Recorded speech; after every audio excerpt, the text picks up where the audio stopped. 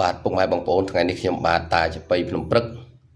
បាទមកនិយាយលម្អិតអំពីបាតដៃពុកម៉ែបងប្អូនដែលមានសញ្ញាខ្វែងនៅចំកណ្ដាលបាតដៃឬគេហៅថាសញ្ញាកាកបាទឬខ្វែងជើងក្អែកណាហ្នឹងហើយមកនិយាយលម្អិតជូនបងប្អូនអញ្ចឹងពុកម៉ែបងប្អូនលាតបាតដៃមើលទៅណាហើយចាំស្ដាប់ការលម្អិតរបស់ខ្ញុំតើអ្នកដែលមានបាតដៃរូបសញ្ញាខ្វែងជើងក្អែកណាបាទនេះឃើញទេពុកម៉ែបងប្អូនណាហើយខ្ញុំថតខ្លួនឯងហ្នឹងវាពិបាកអញ្ចឹងពុកម៉ែបងប្អូនចាំទៅណាបាទអ្នកដែលមានសញ្ញាខ្វែងជើងក្អែកនៅបាតដៃនេះគឺជាមនុស្សដែលមាន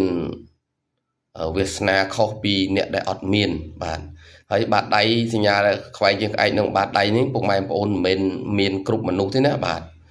មានអ្នកខ្លះអត់មានសោះតែម្ដងអ្នកខ្លះគឺមានហើយសញ្ញាខ្វែងជើងក្អែកនេះបើយើងគិតតាមបែបជំនឿគេហៅថាគឺជាត្រាសម្គាល់ពីជាតិមុនមកបាទគេបោះត្រាមកសម្គាល់ថាយើងជាមនុស្សមួយដែលទេវតាអស់បុណ្យបាទចុះមកចាប់កំណើតនៅឋានមនុស្សហើយចុះមកចាប់កំណើតហ្នឹងគឺមកជួយទី1គឺថាជួយទ្រទ្រង់ដល់ព្រះពុទ្ធសាសនាបើសិនជាបានបួសវិញល្បីល្បាញណាស់អ្នកដែលមានបាតដៃសញ្ញាកាកបាទនេះគឺជួយទំនុកបំរុងព្រះពុទ្ធសាសនាទី2ចុះមកជួយកែប្រែជីវិតមនុស្សលោកទូទៅបាទជួយកែប្រែមនុស្សលោកទូទៅហ្នឹងទំនាយបាតដៃគេថាអញ្ចឹងទេណាមិនមែនខ្ញុំថាទេពុកម៉ែបងប្អូនទំនាយបាតដៃថាអញ្ចឹងអ្នកដែលមានបាតដៃសញ្ញាខ្វែងជើងក្អែកនេះសូមបញ្ជាក់ថាអ្នកណាក៏ដោយឲ្យតែហ៊ានប៉ះពាល់យើងមើងងាយយើងជាបាតយើងអ្នកនោះនឹងអន្តរាយខ្លួនឯងនឹងអ្នកដែលមានសញ្ញាបាតដៃខ្វែងជើងក្អែកហើយអ្នកដែលមានសញ្ញាខ្វែងជើងក្អែកនៅបាតដៃនេះត្រូវចងចាំថាទី1ជាយាងសាងអំពើល្អធ្វើបុណ្យឲ្យច្រើនសាងសេចក្តីល្អឲ្យច្រើនដើម្បីឲ្យទេវតាគេជួយអបអរសាទរនិងឲ្យផលឲ្យលាភឲ្យជ័យដល់យើងតែបើយើងមានសញ្ញាបាតដៃខ្វែងជើងក្អែកនេះហើយយើងអត់ធ្វើបុណ្យអត់សុនទានអត់សាងអំពើល្អអ្វីសោះនោះផលបុណ្យ12ឆ្នាំបានឲ្យម្ដងបានឲ្យផលយើងម្ដងអញ្ចឹងយើងរស់វេទនាណាស់អញ្ចឹងអ្នកដែលមានបាតដៃសញ្ញាខ្វែងជើងក្អែកនេះដែលវេទនាហ្នឹងគឺអ្នកហ្នឹងអត់សូវចេះធ្វើបុណ្យអត់សូវជួយយកចិត្តទុកដាក់ដល់អ្នកដទៃ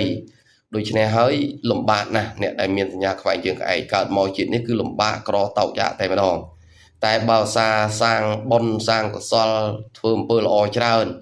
អ្នកនោះនឹងបុណ្យឲ្យជាអចិន្ត្រៃយ៍តែម្ដងណាមិនដាច់លុយចាយមិនដាច់បាយហូបទេដោយសារយើងជា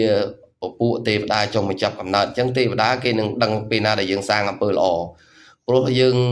ជាទេវតាចុះមកចាប់កំណើតអញ្ចឹងគេឲ្យមកយើងមកសាងអំពើល្អមកជួយមនុស្សលោកនៅឋានមនុស្សលោកមកជួយកែប្រែគ្នាបដោះបដាជួយណែនាំគេឲ្យសាងអំពើល្អដូច្នេះហើយបើយើងអត់បានសាងអ្វីសោះយើងនឹងជួបផលលំបាកដល់ខ្លួនឯងចឹងហើយអ្នកដែលមានបាតដៃសញ្ញាខ្វែងជើងក្អែកនេះទី1ត្រូវខំប្រឹងសាងអំពើល្អធ្វើបុណ្យសុនទានចេះជួយអ្នកដទៃយកចិត្តទុកដាក់លើរឿងធម៌អាជួយទំនុកបំរុងដល់ពុទ្ធសាសនាអ្នកនឹងបានទទួលផលល្អជាវិជ្ជមានតែម្ដងណានឹងអ្នកដែលមានសញ្ញាខ្វែងជើងក្អែកហ្នឹងហើយអ្នកដែលមានសញ្ញាខ្វែងជើងក្អែកនេះជាពិសេសគួរកុំជេរបតិចដល់អ្នកដទៃឡើយណាព្រោះទឹកមាត់អ្នកដែលមានសញ្ញាខ្វែងជើងក្អែកគេចាត់ទុកថាជាទឹកមាត់ប្រៃអញ្ចឹងកាលណាបើជេរបតិចឬដាក់ដាស់សារអ្នកដទៃគេនឹងអន្តរាយតែម្ដងហើយអ្នកដែលមានបាតដៃសញ្ញាខ្វែងជើងក្អែកនេះអ្នកណាហ៊ានប៉ះពាល់មើងងាយជាបាតយើងដែលមានសញ្ញាខ្វែងជើងក្អែកនឹងបាតដៃនេះណាអ្នកនោះនឹងអន្តរាយតែម្ដងបាទអន្តរាយវិនិច្ឆ័យខ្លួនឯងតែម្ដងអញ្ចឹងអ្នកមានបាតដៃសញ្ញាខ្វែងជើងក្អែកនេះល្អណាស់បងប្អូនល្អអញ្ចឹងសំខាន់ឲ្យចេះធ្វើបុណ្យសុនទានចេះជួយទំនុកបំរុងពុទ្ធសាសនាផងនឹងបានល្អអញ្ចឹងបញ្ជាក់មកថាបើសិនជាយើងអត់ចេះធ្វើបុណ្យសុនទានសោះនោះផលបុណ្យនឹងឲ្យយើងរៀងរាល់12ឆ្នាំបានឲ្យផលម្ដងឧទាហរណ៍ថាយើងរស់វេទនាណាចិត្តនឹងស្លាប់ទៅវិញ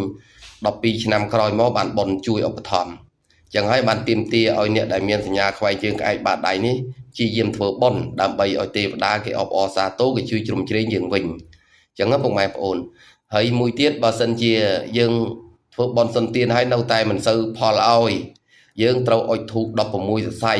ប្តឹងប្រាប់អស់ទេវតាទាំងអស់ដែលជាមិត្តយើងកាលពីជាតិមុនព្រោះយើងជាទេវតាចង់មកចាប់ជាតិនោះយើងត្រូវអុជធូប16សរសៃផ្ដាំប្រាប់អស់ទេវតាទាំងអស់ត្រង់ថាខ្ញុំមកកើតនៅឋានមនុស្សនេះកំពុងតែលំបាក នឹងអញ្ចឹងសូមអោយអស់លោកទាំងអស់ដែលជាទេវតាជួយឧបត្ថម្ភខ្ញុំផងហើយយើងប្រាថ្នាចង់បានអីប្រាប់គេតាមនឹងទៅគេនឹងជួយឧបត្ថម្ភយើងវិញហើយណាបាទអានឹងបាទដៃសញ្ញាខ្វែងជើងក្អែកអញ្ចឹងបងប្អូនកុំភ្លេចជួយ share ចែកគ្នាដឹងចែកគ្នាយល់អំពីសញ្ញាខ្វែងជើងក្អែកនិងបាតដៃថាវាមានន័យយ៉ាងម៉េចអញ្ចឹងណាបងប្អូនហើយបងប្អូនលាតបាតដៃមើលទាំងអស់គ្នាទៅតើមានសញ្ញាខ្វែងជើងក្អែកយ៉ាងអត់ណាហើយបើមានសញ្ញាខ្វែងជើងក្អែកបងប្អូននឹងស្ដាប់ការពិពណ៌នាខ្ញុំតាំងពីដើមមកនឹងទៅបងប្អូននឹងយល់អត្ថន័យហើយបាទកុំភ្លេចជួយ share បាទអរគុណច្រើន